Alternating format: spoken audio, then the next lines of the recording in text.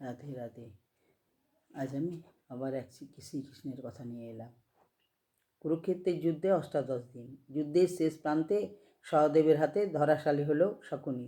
এই শেষ শয্যা। নিয়ম, শত্রু হোক বা মিত্র, মহারথী বীরগতি প্রাপ্ত হলে বা সময় হলে তার সামনে সব মহারথী এসে সম্মান করবে। তাই সবার সাথে শকুনির পায়ের দিকে দাঁড়ালেন শ্রীকৃষ্ণ। উভয়ের চোখে কিছু শব্দ খেলে গেল। এটা তারাই বুঝবে। তরবারির আঘাতে ফালা ফালা শকুনির শরীর, যন্ত্রণায় কাতরানোর কথা, পরিবর্তে মৃদু হাসি, এই জন্য জয়ের হাসি। শকুনি যে শিবসাধক, শ্রীকৃষ্ণ বুঝতে পারলেন শকুনি কি বলতে চায়।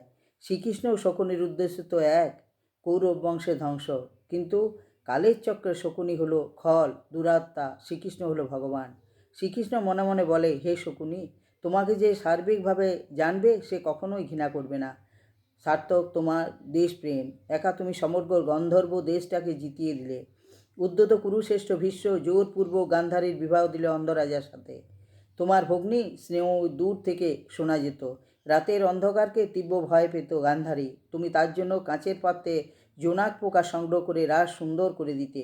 সেই বোন চিরদিনের জন্য চোখে পটি বেঁধে নিজের হৃদয়কে অন্ধকার করে দিল। তুমি মানতে পারোনি।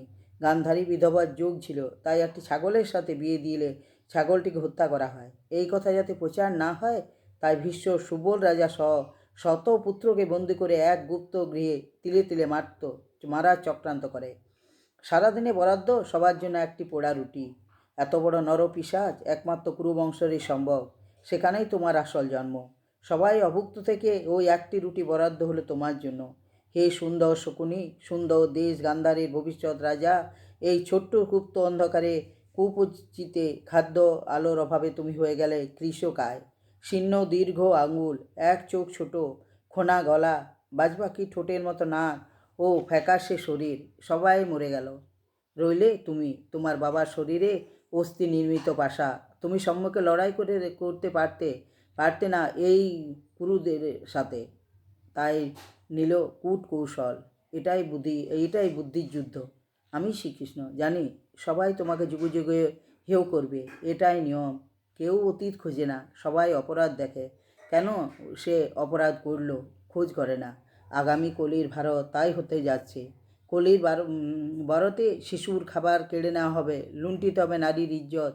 কৌশলে প্রতিবাদ করলে সরকারি খাতায় তাকে সন্ত্রাসবাদী, প্রতিবাদী নারীকে চরিত্রহীন করে ফাইল বন্দি করা হবে। তোমার মতোই সবাই নীরব দর্শক ও সমর্থক। খুব কম লোক সত্য খুঁজবে, তবু সত্য চাপা থাকবে না। জ্ঞানী মানুষ তোমার মতো তাদের কদর করবেই। আর সত্য প্রকাশে আমি যুগে যুগে আসবো, তোমার শ্রীকৃষ্ণ। স্থূল চোখে তোমার শত্রু হলেও তোমার সখা, তোমার বন্ধু। শকুনির মুখে এবার দিব্য হাসি। অবাক হয় শ্রীকৃষ্ণ, এত সত্য জানতো, তাই কি সে বিষ্ণু অবতার? আস্তে আস্তে শকুনির দেখে, কোথায় কৃষ্ণ? এ তো সে শঙ্খচক্র গদাপদ্মধারী নারায়ণ। শকুনির চোখ বন্ধ হয়ে আসে।